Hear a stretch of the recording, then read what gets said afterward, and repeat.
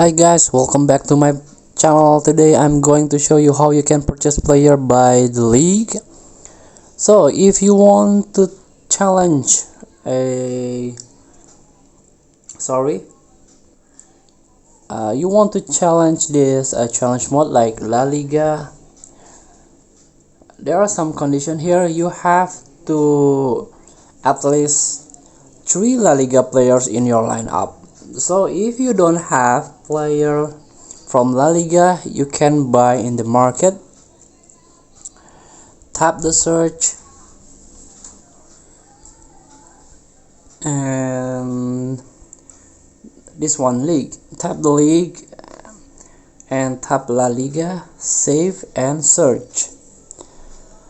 This is all La Liga player that this game have, so you can buy a cheaper one to fulfill your team, fulfill the condition of the challenge mode, or you can even buy the expensive one or the buy program like this Vinicius Junior or even Gundogan.